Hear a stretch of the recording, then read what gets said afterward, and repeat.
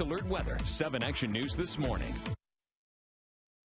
Breaking news from the 7 Action Newsroom. There's just no question that more people would have died if they hadn't found them when they did. We begin with breaking news from Kalamazoo, the scene of a deadly shooting spree.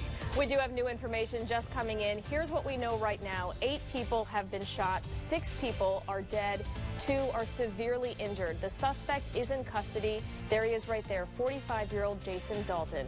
7 Action News reporter Jennifer Ann Wilson joins us live from the Kalamazoo Police Department, where investigators just released some more new information. Jen, what can you tell us?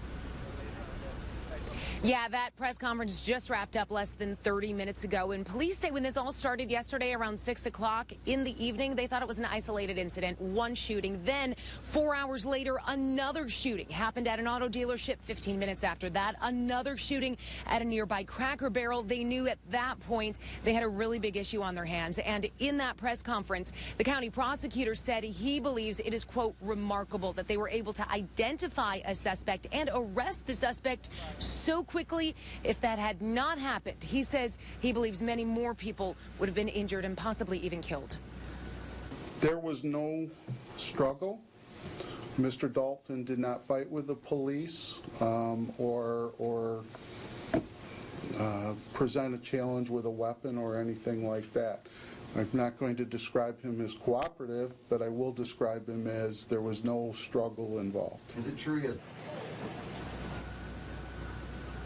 Now, I asked the prosecutor what the emotional state of the suspect was, and he said, quote, even keel, after a really long pause. Now, you're seeing video right now of the several crime scenes that police have spent the majority of the night at, trying to collect and gather evidence, including video evidence of the suspect that they say shot and opened fire at a Kia dealership, a Cracker Barrel, and an apartment complex, shooting 8 people, killing 6, seriously wounding 2 others. One of those who has been very badly injured, a 14-year-old little girl. Now, back out here live, the prosecutor says that they are continuing to assemble the case and investigate and get everything, all their ducks in a row. They expect charges to be filed, upwards of a dozen charges by tomorrow. They expect that the suspect will be in court tomorrow afternoon. That suspect, once again, a 45-year-old man, last name Dalton, who they say is from Kalamazoo. And in fact, the only crime scene still active at this moment, police are at Dalton's home.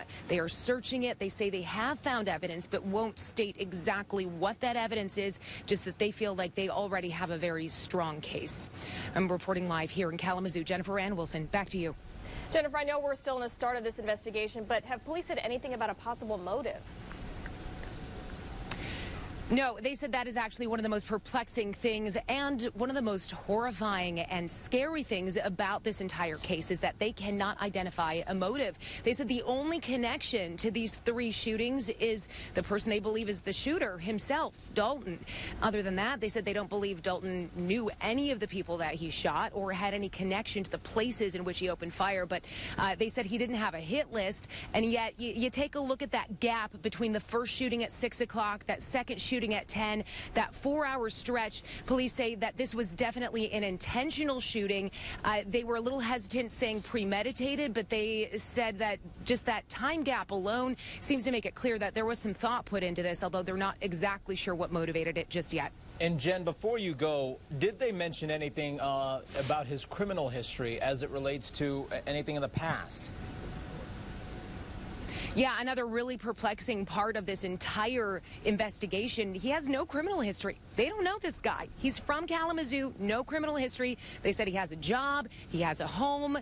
They wouldn't go into much more detail beyond that, but this is definitely a perplexing case as of now. They are hoping to find some more answers. They're reaching out to family members and friends to try to put together the pieces of this puzzle, and hopefully we'll have some more answers for you very soon. Reporting live here in Kalamazoo, Jennifer Ann Wilson. Back to you guys. All right, just a sad developing day. Thank you so much, Jennifer. We'll check back with you in a little bit.